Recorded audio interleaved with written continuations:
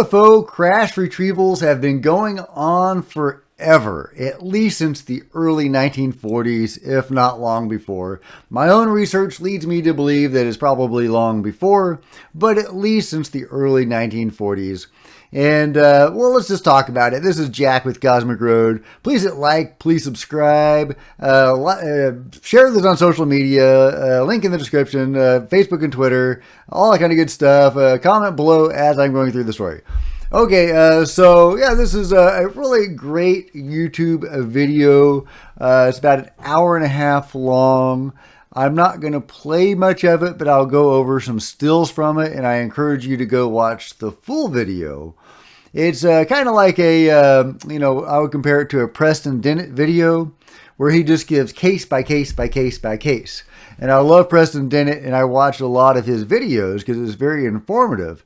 But I don't do videos on his videos. I don't cover his videos because it is just case by case by case. What you get in the title is what you get in his videos, which is great, absolutely. But it makes it hard to cover. There's not like a sound bite that I can dissect or one nugget of information that I can really dissect or give my thoughts on.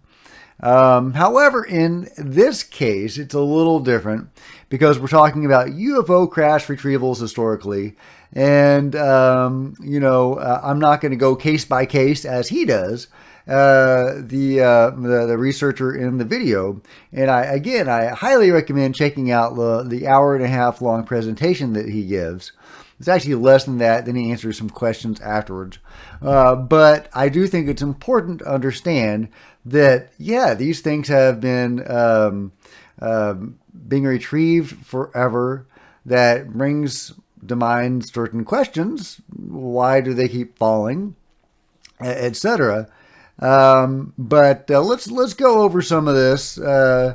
So a lot of this is information coming from Leonard Stringfield, a really great OG, UFO researcher. And this is a case, a UFO crash retrieval, 1942 at an Army base north of Georgia. And it's interesting, a lot of these cases are the UFOs go to Wright-Patterson Air Force Base. And if you remember the video I made on Ross Coulthart recently, where he talked about UFO crash retrievals in Australia, he said that there was, these craft were taken back to Wright-Patterson Air Force Base, and there was a veritable parking lot full of UFOs at Wright-Patterson Air Force Base. And that is pretty much what this researcher leads one to believe, because so many of these things go back to Wright-Patterson. Not all of them, though. In this case, it's an Army base north of Georgia. There's also another base in Texas, hilariously with the name Gray. Anyway, so UFO crash retrievals by Leonard Stringfield. This is on page 319. Yeah, there's 3 levels. There's a control room, a compartment with 4 seats, bottom bay with trap door, 4 crew members taken alive. Very important to know. There's not just ships, there's beings. And there's not just bodies, there's living beings that were at one point in the custody of the U.S. military. Are these some of the same beings that went on to work with the U.S. military or the control group, possibly a multinational effort?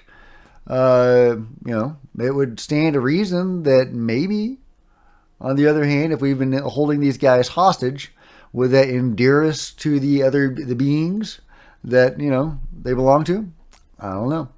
But, so there were 4 crew members taken alive. They were 5 feet tall, 90 pounds, large black eyes, and milky white skin. Interesting. And here is Wright Field in Dayton, Ohio, 1946. Source Space, The Final Frontier by Clark McClelland. So this is not Leonard Stringfield. This is Clark McClelland. Hard name to say. let's see, the alleged Arkansas disc that was stored at right field in the mid 1940s. So the first case was like 1942 or something, and this is mid 1940s. That says 1946. Remember the Mussolini case, which is very interesting. He recovered this craft in the 1930s, and it came into the possession of the U.S. at the end of the war. So, these cases, some of these predate that, the early 1940s. So yeah, they were up and doing this stuff long before Roswell. There we go. Flying saucer recovery. There's a schematic of one of the flying saucers. Cutaway, you can see their core right there. Very interesting. No rivets, no welds, no seams, no hatches, no control panels, and no seats. No seats. What do they do? Did they stand? Usually these things have seats. So that's kind of interesting. Attempted point of entry using diamond-tipped drill bits. Transparent windows. Oh yeah, is this the one where they tried to get into it and couldn't? They use all sorts of methods of getting into it, if this is the one I'm thinking of, and they could not get into it. So, if it wasn't, why did it crash? If there was no, hole in it, if nothing erupted within it or something, what caused it to crash? And that's, one of the big questions in all of this, right? Why do they keep crashing? I think it was Dolly, the experiencer that Preston Dennett has interviewed a lot and wrote a book about, who said that it was the Earth's electromagnetic field that was unstable and that their ships didn't jibe with. And so that is why they keep crashing, according to Dolly. Later on, of course, it seems like we have developed ways of shooting them down, at least the ones we're not working with, presumably, since we are working with them, according to a lot of the research. You can believe that or not, but that is where my research has gone. Let's see. Here we go. Yeah, here is the craft that we could not cut into. The central column, attempted point of, but so they knew there was a central column even though they couldn't get into it. I don't know how. Yeah, they have a cutaway view here. How do they know? How do they know what that looked like if they couldn't get into it? I don't quite get that. Attempted point of entry using, well, I guess there's windows. There's windows. Look at these things. Are they glass? Does that make any sense? Well, I guess not if they were using diamond tip and drill bits to get into it. Clearly not glass, but seemingly transparent. Attempted point of entry using diamond tip drill bits, transparent windows, rectangular 10 by 15. And this thing is only 7 feet tall, interestingly. Craft had a brushed aluminum exterior surface that looked molded. Very interesting. I think that is the same ship. There's a lot of talk about this one ship, and there's an instrument that they're trying to use to get into it, and they cannot. Moving on to White Sands. Yes, of course, there's going to be some stuff going on at White Sands. Craft measured 100 to 150 feet in diameter. Very well illuminated by mobile searchlights and floodlights. Operation was recorded on still photos and motion picture film. Okay, well, I want to see that. Where is this film? Please, pony up. Pony up. But also, it's interesting to note how big this thing is. Compared to that other one that we just looked at, that impenetrable one that was only 7 feet tall. That one definitely looks taller than 7 feet. UFO crash retrieval 1947. This is another Leonard Stringfield case. Look at that guy. That's interesting. Egg-shaped. So you're getting all sorts of different shapes and sizes. It measured 30 feet across, 15 feet high. Outer hull of the craft had a breach on one side, revealing the interior. A 3-foot diameter sphere the 3-foot in diameter sphere, was seen inside, surrounded 2 composite bulkheads. Okay, interesting. So was it hovering there? May have to read that Leonard Stringfield book. Very intriguing. Was it how was it? Was it just suspended there? I don't think he says in the video. If he does, I don't remember. Carrot Patch south of Salinas, California. I may be mispronouncing that. Salinas. Seen by 2 19-year-old witnesses. And here we go. There is the ship. Interesting. That one is 9 foot. A lot of saucers. Some egg shapes. There's the military collecting. Is that more of an egg shape, I guess? Flying boxcar, Sierra Madre Valley, California, prior to 1951. 9 feet in diameter, 2 bodies recovered. There's the inside of the ship. Oh yeah, this is a lady that was wandering around, I think in the Pentagon. That's why they showed a picture of the Pentagon. And she wandered into an area she wasn't supposed to, and she saw an alien in a pickled alien, which is how they refer to it, and in this vat, or whatever you want to call that. And that's something that you come across time and again.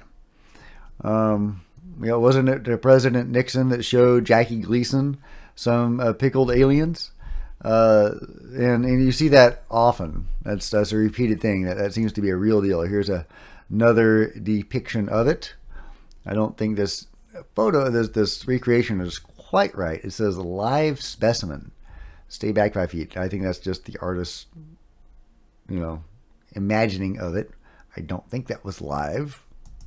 Maybe. And here's Wright-Patterson. It's taking us through another case of this big plane bringing in a craft, bodies, little bodies. Well, I think they were like 4 feet, honestly. And one of them was female, which is interesting. So not androgynous, or not sexless anyway. Yes, beings, bodies on dry ice. Actually, they were suspended over the dry ice. The other Roswell, Texas-Mexican border, south of Del Rio.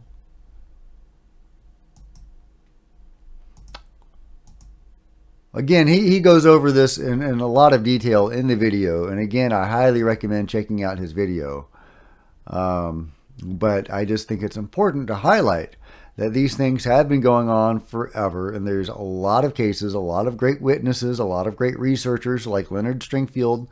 And a lot of these witnesses are people that have come out on their deathbed. These are their deathbed confessions of this sort of thing. They have been bullied into silence by the military, and they were effectively silenced until their deathbed, and then this stuff comes out.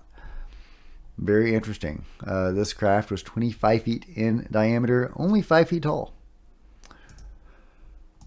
And here's, I mean, this isn't it, but this is a picture of what it might look like.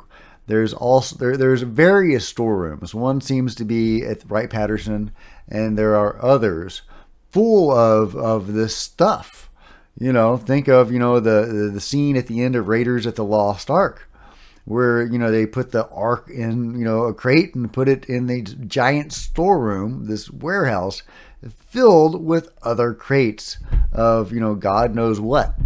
And that seems to be real. I mean, I don't know about the Lost Ark, but there are warehouses full of who knows what. Who knows what. There's bodies, of course. Yeah, here's a lady saying, Uncle Sam can't do anything to me once I'm in my grave. Exactly. They come at this stuff comes out in deathbed confessions. Here we go. Let's see. This is in the 1950s. Big gash on its side. Could that be one that we shot down? Is that something that blew up inside? Some mechanical failure? Another egg-shaped one. Almost more cigar shape.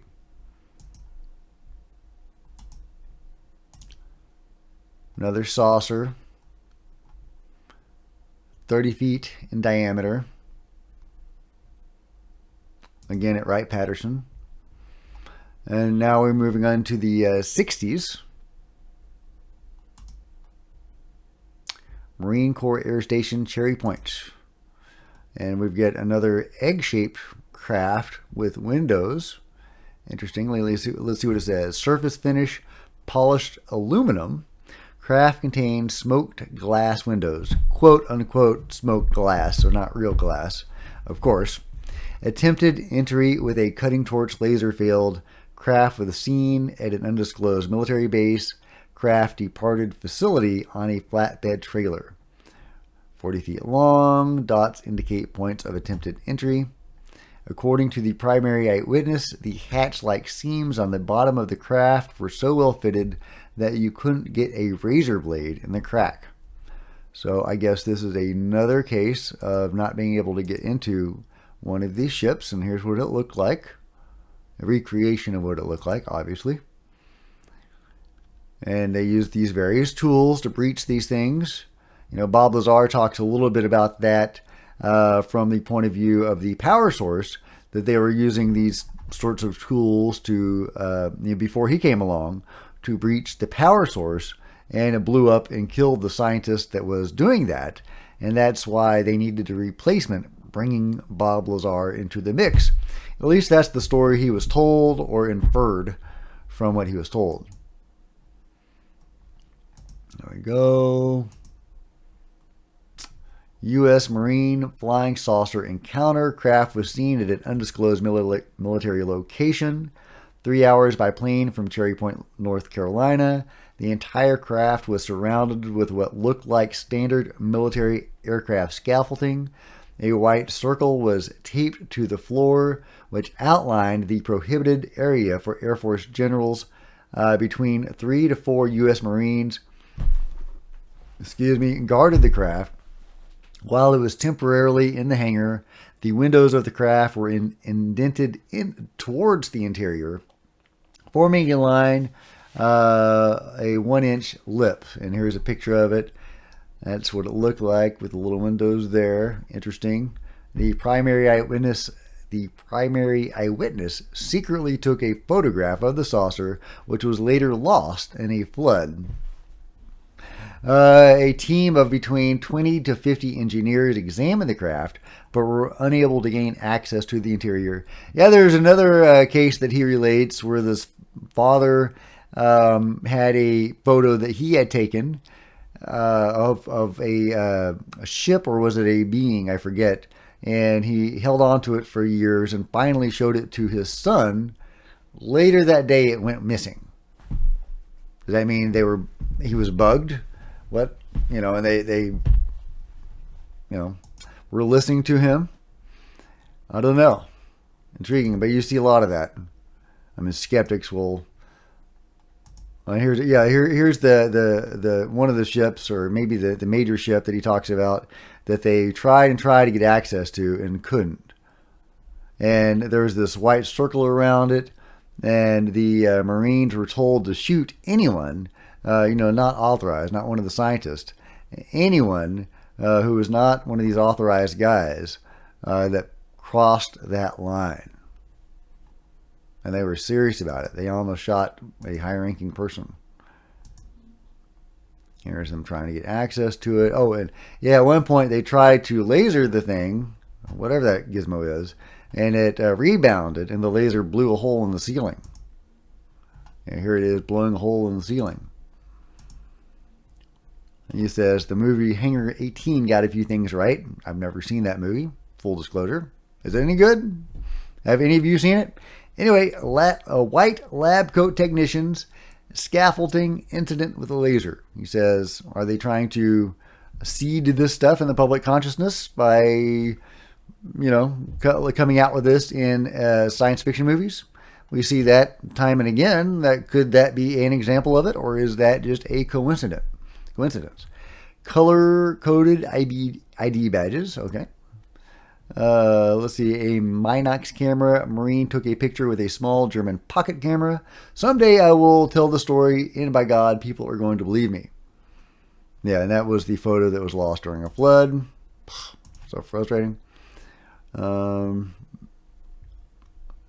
Anyway, there's various cases and incidents. I highly recommend you checking this out.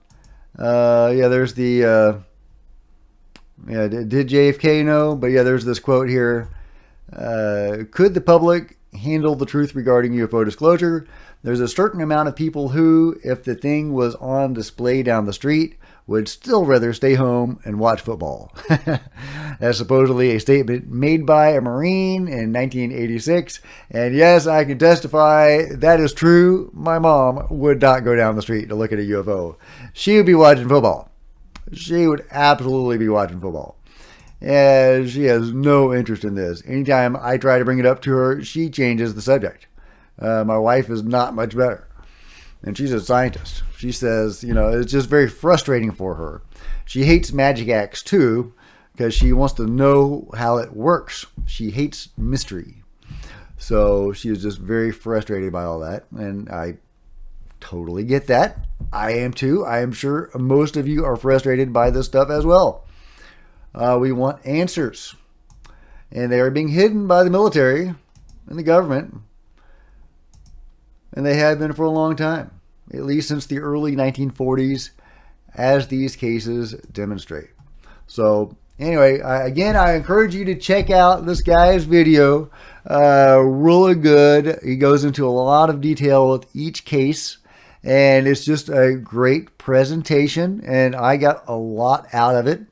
My own research has led me to believe that they've been covering this stuff up at least since like 1907. And that there was a newspaper article about an exotic, mysterious airship that crashed in New England in 1907.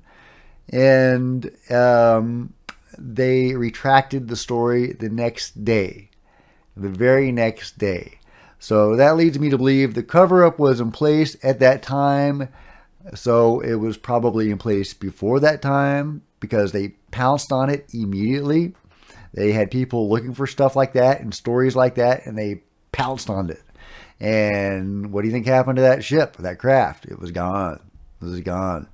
And they've been, having stuff like that happen, since the late 1800s.